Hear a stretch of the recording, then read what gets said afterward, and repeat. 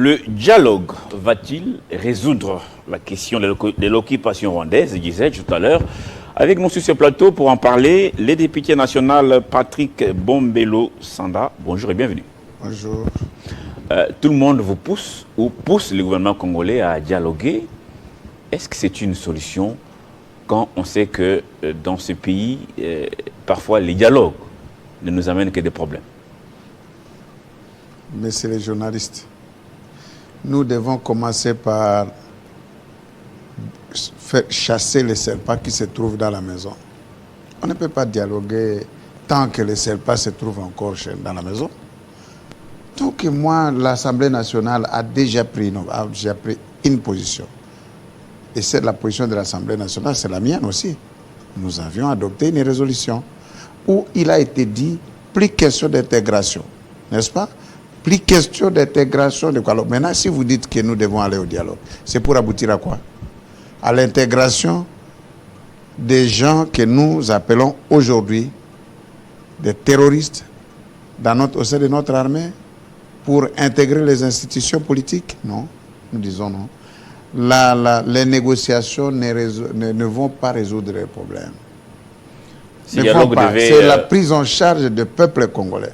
Il faut que le peuple congolais se prenne en charge pour que nous puissions finir une fois pour toutes. Parce que le secret, le complot, il est énorme. Ne voyons pas seulement ce que nous voyons, oui, mais derrière, il y a des choses que nous ne voyons pas. Il y a ceux-là qui soutiennent. Il y a eu un balai diplomatique à Kinshasa. On a connu la visite de Lorenzo, le président angolais. Il est médiateur. Et puis il y a eu les facilitateurs. Donc, M. Kenyatta, l'ancien président du Kenya, le président Bosso l'a vu. Qu'est-ce qu'il lui a dit? Est-ce que vous avez suivi le président Bosso réunir les députés pour que nous puissions revoir notre position? Je pense que jusque-là, non. Nous demandons aux Congolais de se prendre en charge, n'est-ce pas, et de se défendre. Personne ne viendra, n'est-ce pas, se battre en lieu et place des Congolais. C'est ceux qui viennent, oui. Mais d'abord, c'est la responsabilité, notre responsabilité à nous-mêmes. Donc, nous ne pouvons pas, étant donné que notre pays restera un et indivisible, étant donné que l'unité du Congo n'est pas négociable, n'est-ce pas? Alors, les négociations là, c'est pour négocier quoi?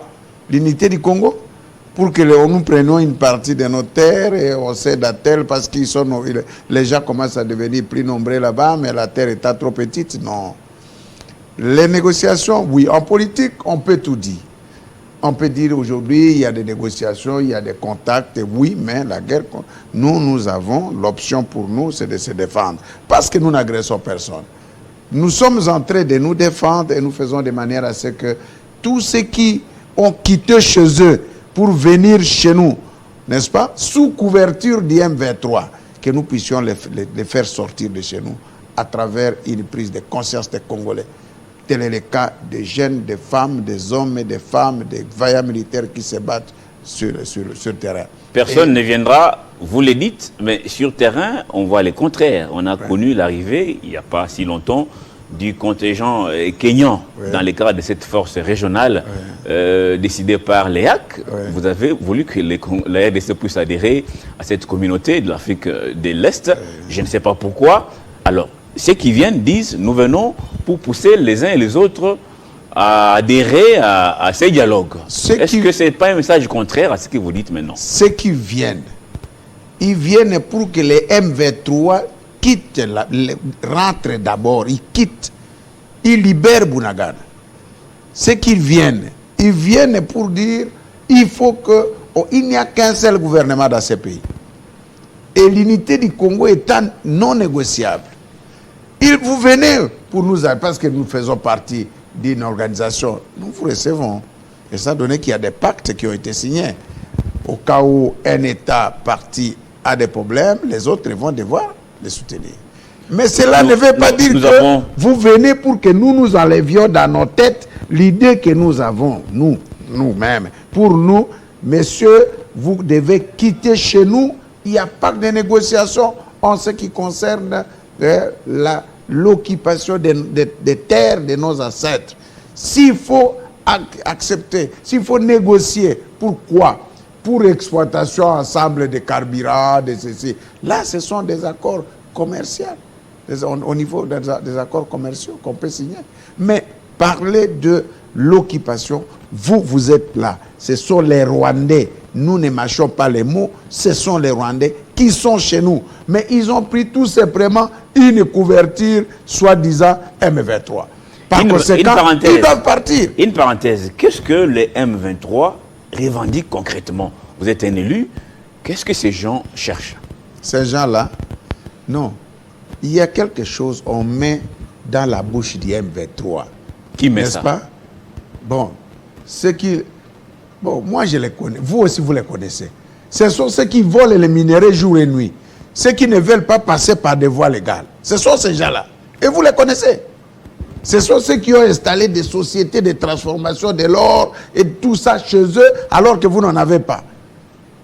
Vous avez une société de transformation, vous en créez dans un pays X, alors que ce pays-là n'a pas de matière première. Et vous les aurez où?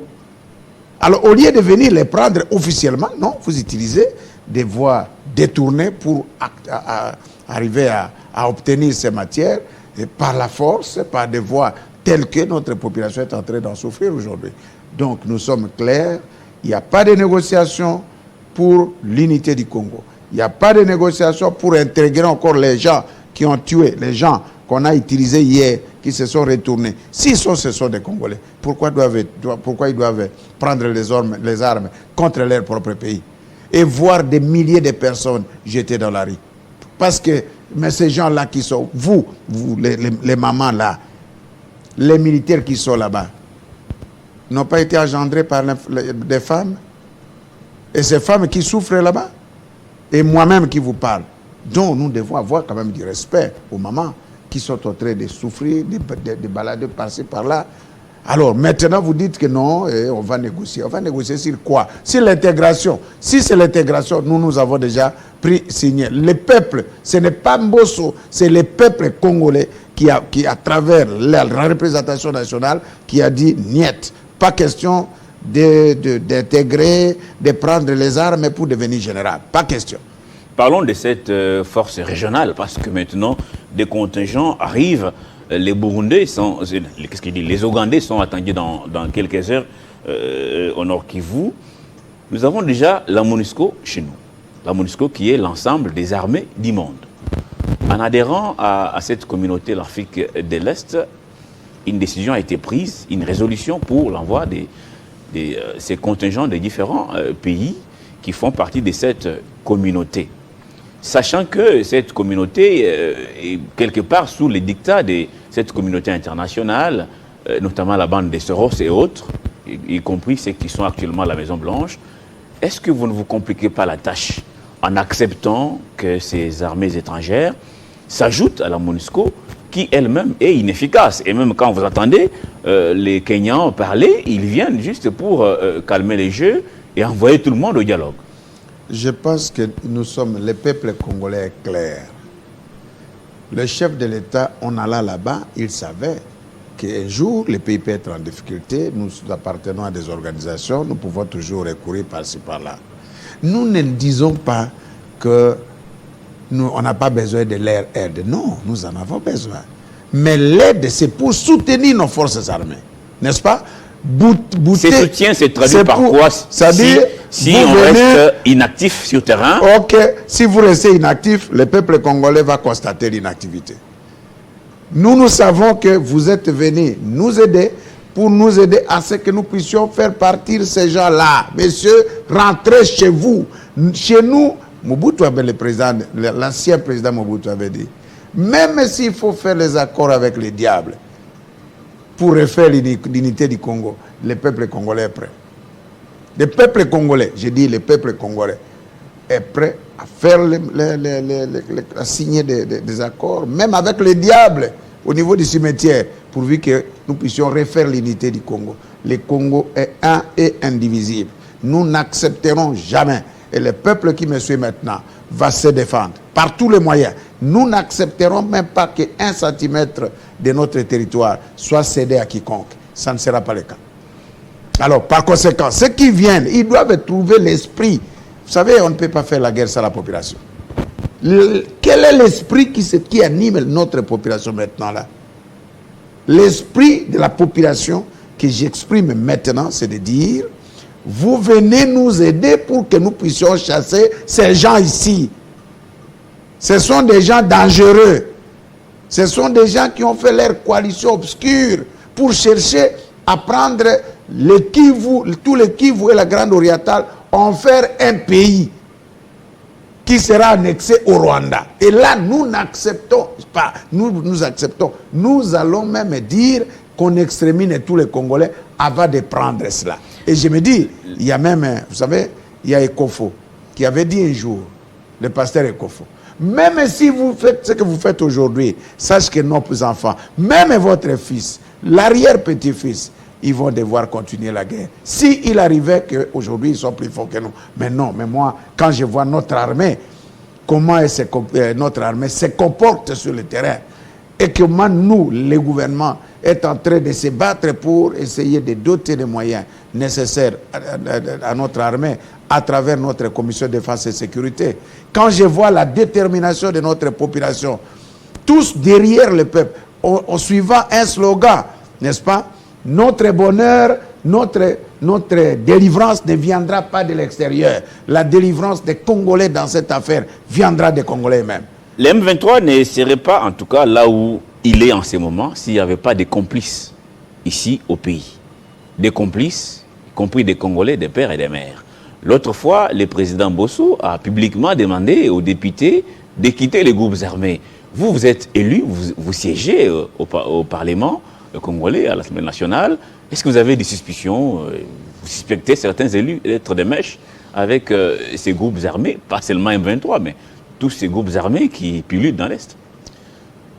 Bon, moi, je pense que suspecter quelqu'un, bon, le président Ngosso lui-même, on parle à cela, c'est un homme d'État, il a des informations, mais il faudra-t-il que ces informations soient vérifiées pour que ça devienne des renseignements.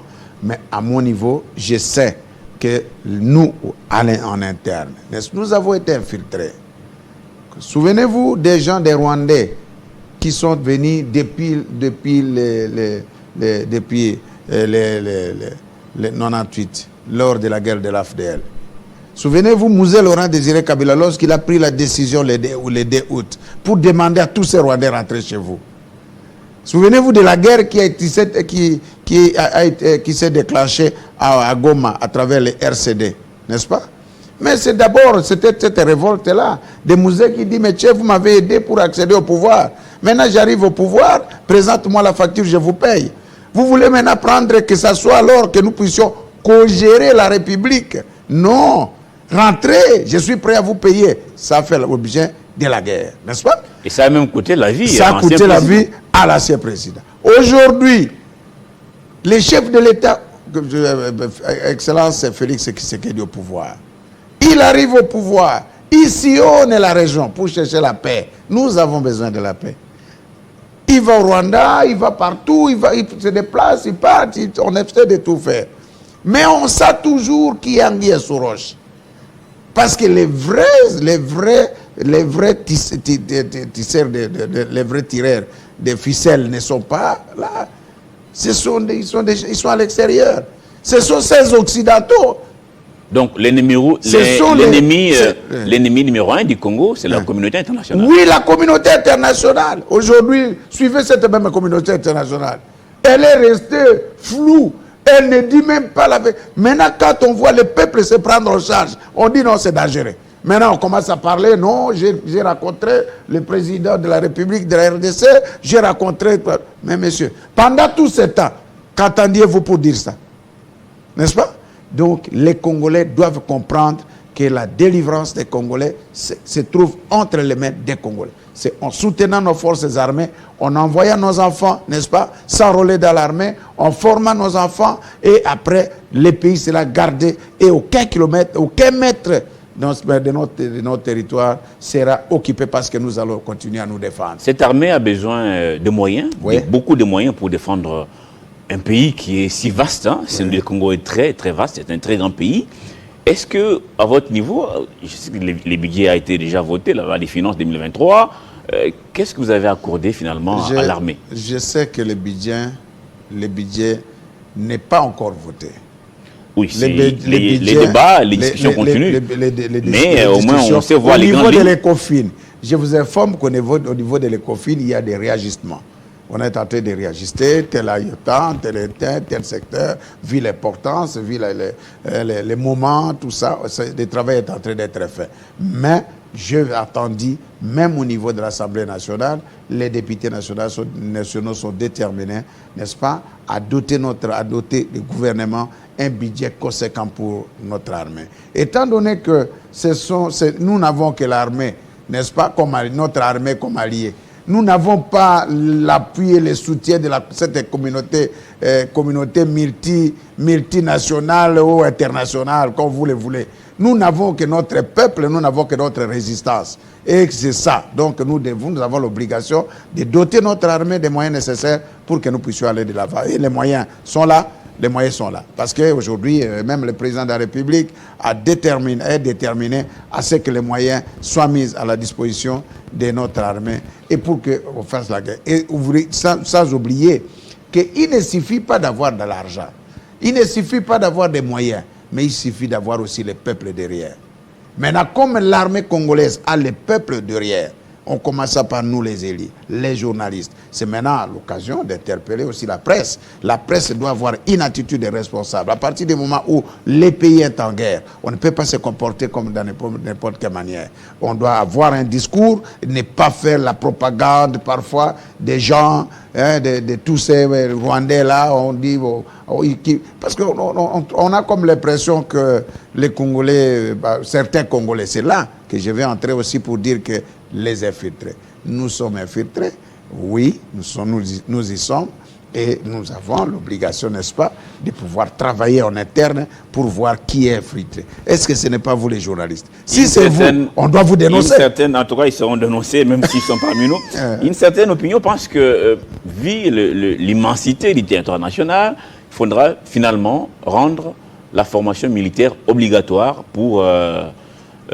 tout jeune qui voudrait embarrasser les études universitaires, par exemple. Est-ce que vous mariez cette idée? Mais d'ailleurs, ici, dans cette chaîne, j'avais proposé depuis longtemps, j'étais dans une des éditions, moi j'avais dit, moi Bombello, j'avais dit, étant donné que le pays est vaste, étant donné que nous faisons face à des appétits des pays voisins qui tentent par tous les moyens, qui veulent nous arracher. Oh non, moi je vais prendre la province de la Grande Orientale. Moi je vais prendre ceci. Pour que finalement nous restions avec un petit pays.